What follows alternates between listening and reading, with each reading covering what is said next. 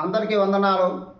పరలోక రాజ్యం ఎంత విస్తీర్ణంతో ఉంటుంది అన్న అంశం మీద ఈరోజు దేవుడు మనతో మాట్లాడుతున్నారు. ఇందు నిమిత్తమే మత్తయి సువార్త 13వ అధ్యాయం 33వ వచనం.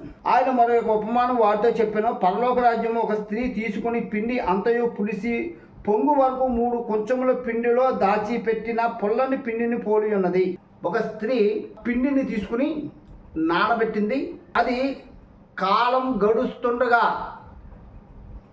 అది పులిసిపోయి అది నురగలు కట్టి ఉరుముతూ అది 3 కొంచెములంత పెద్దదైపోయింది. ఒక పెద్ద పాత్రలో ఇంత పిండి అంత నీళ్ళు వేస్తే అది కొద్దిగా ఉంటుంది. ఎప్పుడు వేసిన వెంటనే కాలం గడుస్తున్న కొద్ది క్రమేపీ అది పులిసిపోవడం మూలంగా దానికి నురగలు కట్టి అది ఆ పాత్ర పై మట్టుకు కూడా వచ్చేసింది. కానీ వేసినది అందులో కొద్దిగా పిండే, కానీ ఇప్పుడు చూస్తే ఆ పిండి పులిసి ఆ పాత్ర అంతా కూడా నిండిపోయింది, అంత విస్తారమైంది. అంటే ఇక్కడ వేసినటువంటి ఆ పిండి భూమితో పోలుస్తున్నాడు. ఆ పులిసిన పిండి ద్వారా రాబడినటువంటి ఆ ఉరుము అంతా కూడా ఆ పాత్ర అంతా నింపబడింది, అంత విస్తారమైపోయింది. అంటే ఈ విస్తారమైనటువంటి అంత పెద్ద పట్టణంగా ఉంటుంది అని చెప్పబడుతుంది.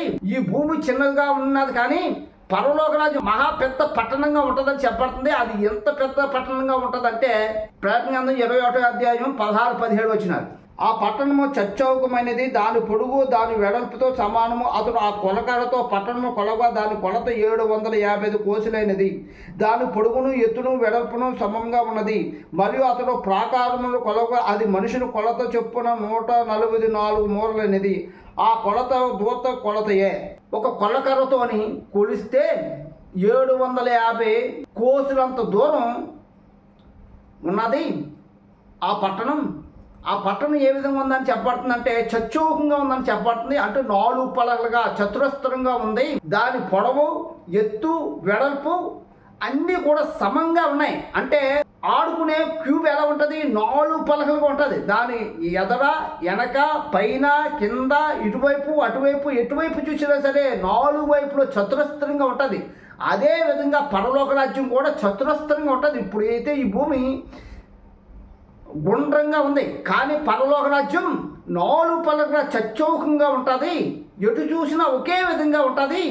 అది చలనం లేని విధంగా ఉంటుంది, అంటే స్థిరత్వంగా ఉంటుంది. ఇప్పుడు ఈ భూమి అయితే తన చుట్టూ తాను తిరుగుతూ ఉన్నది, ఒక స్థిరత్వం లేకుండానా.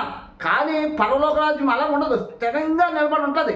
ఎక్కడికి కూడా ఎటువైపు కూడా చలనం లేకుండా కదల్చబడదు, అది స్థిరంగా ఉంటుంది. దాన్ని ఇక్కడ పిండిని ఆ పిండి నుంచి వచ్చినటువంటి పులిసిన పిండితో చెప్తున్నారు. అంటే పిండి కొద్దిగా ఆ పిండి పులిసిపోవడం మూలంగా వచ్చినటువంటిది ఉరుము అంతా కలిపి మహా విస్తారంగా పొంగి వంచింది. అది 3 కొంచెములంత అయింది. అంటే భూమి పిండితో పోల్చాడు.